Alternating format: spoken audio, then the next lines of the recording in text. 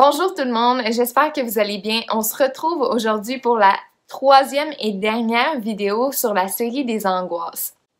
Si vous êtes tout nouveau sur ma chaîne, je vais commencer par vous dire que je traite particulièrement de la foi catholique, de son impact sur ma vie au quotidien. Aussi, je parle de la maladie de Lyme et de mon traitement au venin d'abeille, à quel point cela m'a aidé. Donc, si c'est quelque chose qui t'intéresse, je t'invite à aller cliquer abonner sur ma chaîne et activer la petite cloche pour recevoir des notifications quand je vais poster une vidéo parce que pour être franche, je suis pas très constante. Mais j'essaie de poster à toutes les semaines ou 2 semaines. Donc, aujourd'hui, je vais aussi commencer par faire un petit rafraîchissement de la série sur les angoisses. La première concernait la corrélation entre le péché et l'angoisse. Je vais tout mettre les liens des vidéos dans la boîte d'infos. La deuxième concernait plusieurs facteurs, en fait, qui peuvent engendrer de l'angoisse. Et on parlait des outils concernant la foi, entre autres, qui pouvaient nous aider à contrôler ces angoisses-là. Et pour la dernière vidéo, j'avais vraiment envie de traiter de ce sujet-là. Je l'ai mentionné un peu dans ma dernière. Puis en le disant, j'ai comme réalisé qu'il y avait vraiment beaucoup de choses à dire à ce sujet-là. C'est quelque chose qu'on parle très peu.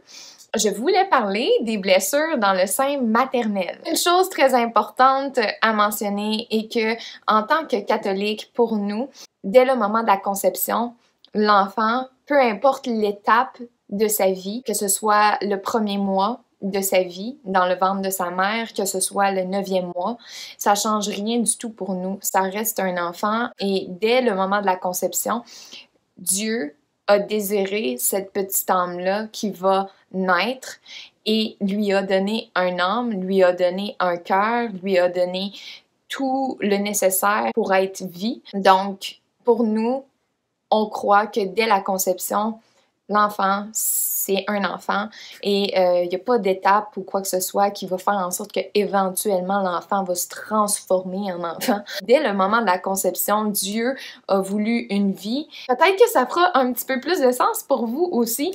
Si vous avez des doutes par rapport à ça puis que vous n'êtes pas entièrement d'accord avec ce que je dis,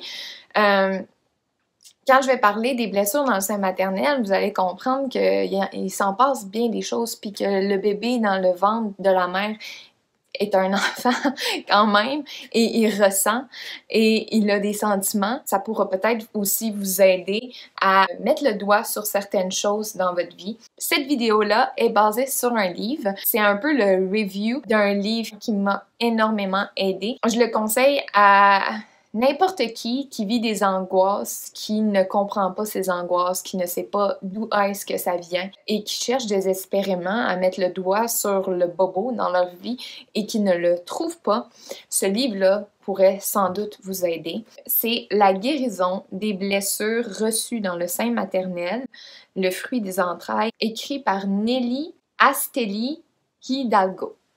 Je la connais pas vraiment, mais je sais qu'elle a vraiment fait un bon livre. Donc, ça ressemble à ça. Mais je mettrai le lien aussi dans la boîte d'infos. Il y a même, en fait, des prières pour vous aider à guérir ces blessures-là. Donc, cela dit, comment que je vais fonctionner, c'est que dans le fond, je vais nommer les différents types de blessures qu'on peut avoir et la manière qu'ils se manifestent dans nos vies. Un truc aussi, ce serait, si vous avez encore votre mère, de parler de votre naissance avec votre mère, aussi de la grossesse. Alors, la première blessure est la blessure du néant. Dit comme ça doit pas vous dire grand-chose, mais je vais vous énumérer les types de blessures que cela engendre. Évidemment, je vais regarder dans mon livre parce que c'est beaucoup de notes. Donc, la blessure du néant peut être engendrée, par exemple, chez un enfant non désiré. Donc, des parents qui prévoyaient pas aucunement d'avoir des enfants et qui sont juste entrés dans l'acte par passion. Si un enfant avait un jumeau, donc si vous aviez un jumeau et que pendant la grossesse, votre mère a perdu l'enfant, ça peut créer une blessure du néant aussi à la naissance, là, en fait. Le traumatisme de la mère, donc si votre mère a vécu un traumatisme pendant qu'elle était enceinte de vous, à la suite d'un viol, évidemment. Il y a si vous êtes né prématuré et si votre mère était enceinte sans le savoir. Tout ça peut engendrer une blessure du néant. Qu'est-ce que la blessure du néant peut engendrer chez l'enfant après la naissance et au développement? Ça peut créer une révolte contre Dieu. Donc, un rejet violent de Dieu. Comme une espèce d'aversion contre tout ce qui est religieux. Et ces personnes-là ont tendance à vouloir s'autodétruire. Donc, ça peut être au niveau de l'alcool, le jeu, la maladie même, les sports dangereux, excessifs, le sexe, la drogue et compagnie. Comme il y a le fait qu'il y a comme une révolte contre Dieu, ça peut aussi engendrer une tendance à vouloir comprendre et aller vers l'ésotérisme, être intrigué par tout ce qui est spiritisme et ésotérisme, horoscope, et etc. Soit que les gens ils vont avoir tendance à se perdre là-dedans, ou est-ce qu'ils vont avoir une aversion vraiment intense contre ça. Là, il y a aussi un sentiment de solitude. Ces gens-là se sentent pas en sécurité. Ils ont tendance aussi à être nomades au niveau spirituel. Ils peuvent aussi avoir tendance à vouloir chercher la réponse dans tout plein de religions. Donc, ils savent pas où se poser, autrement dit. Ça peut aussi engendrer la colère et la dépression. Alors, c'est ce qui résume les manifestations des blessures du néant. Aussi, les tentatives d'avortement qui peuvent créer des blessures. Exemple, une mère qui s'est sentie obligée d'avorter, que ce soit par pression des parents ou que ce soit par pression du conjoint ou encore une personne qui souhaitait pas avoir un enfant puis qui a voulu faire une tentative d'avortement. Donc, ça peut engendrer des vraiment grandes blessures parce qu'évidemment, l'enfant va se sentir rejeté. Le type de blessure que ça peut engendrer, une grande instabilité émotionnelle, quelqu'un de timide, facilement manipulable, rancœur, centré sur eux-mêmes. C'est des gens qui comptent sur leur propre force. Ils se sentent seuls contre tous et ont tendance à la dépression. Ils se sentent en danger. C'est difficile pour eux d'avoir une relation aussi avec leur mère. Ça peut engendrer de l'anorexie, des tics nerveux, des peurs, de la critique difficile. Donc, ils ont de la difficulté à prendre la critique et même de la schizophrénie.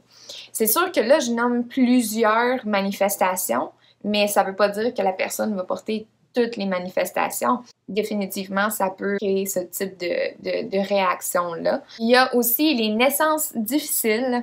Donc, si votre mère a eu de la difficulté au niveau de l'accouchement, que ça n'a pas été un accouchement naturel, que ce soit une césarienne, que ce soit qu'ils ont été obligés d'utiliser les forceps, qu'il y a eu un problème, que la mère perdait trop de sang et que là, il a fallu séparer l'enfant à la naissance de la mère, le cordon autour du cou, toutes sortes de situations qui peuvent arriver à l'accouchement. Aussi, même un enfant qui est né en retard ou prématuré. Tout ça, c'est des blessures. Exemple, un enfant par césarienne va avoir tendance à avoir de la colère, sentiment de trahison, se sent agressé et prend mal la critique.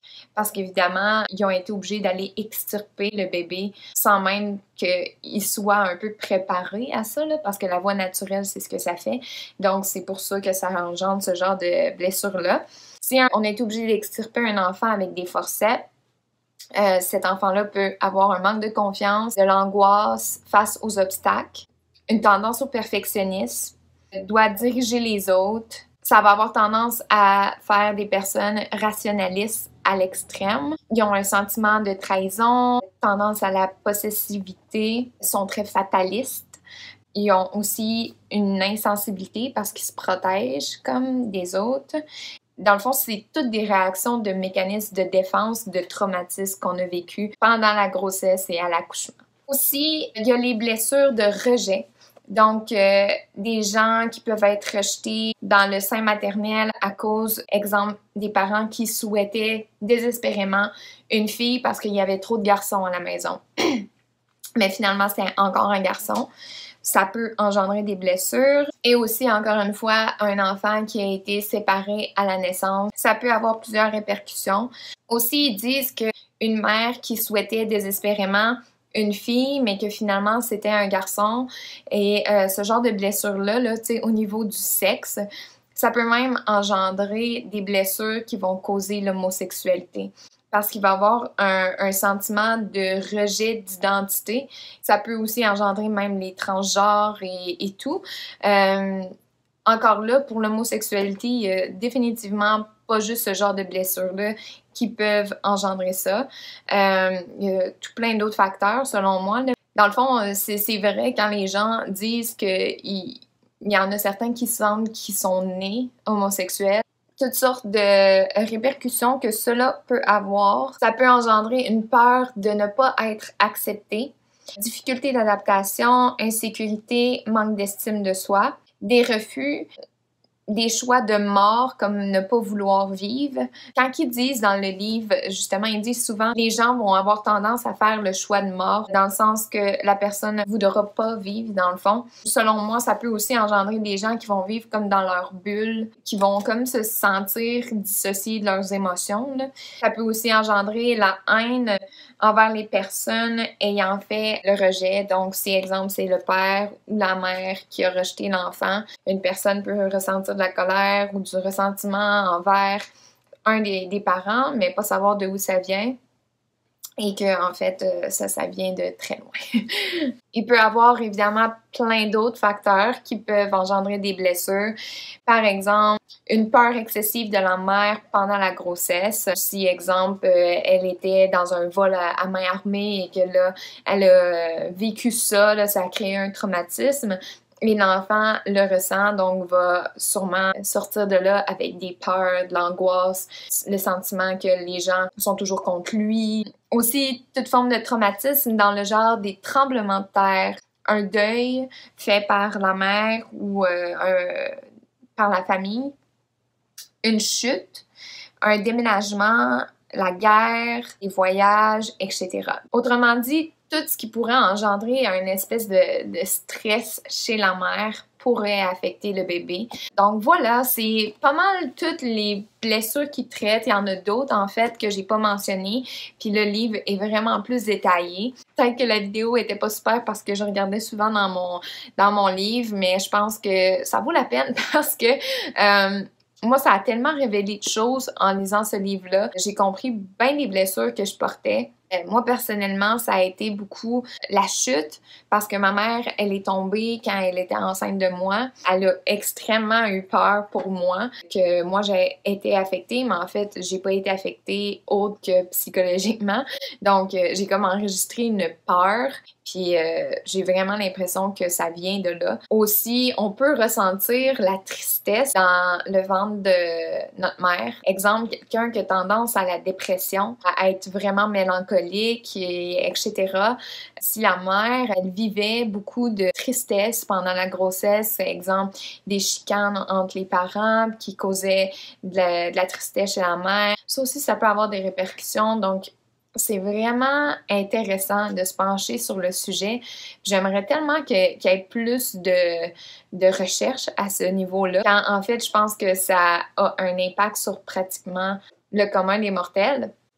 Alors, j'espère que ça vous a aidé. Si vous croyez que cette vidéo-là pourrait bénéficier quelqu'un d'autre, partagez-le. Et aussi, j'aimerais beaucoup savoir si vous sentez que vous avez une blessure en tant que telle dans celle que j'ai nommée, si vous avez envie de la partager. Sinon, on se revoit dans une autre vidéo. Puis n'oubliez pas de faire un petit like, de commenter, ça m'aide beaucoup. Sur ce, que le Seigneur vous bénisse. Je vous dis à plus. You speak.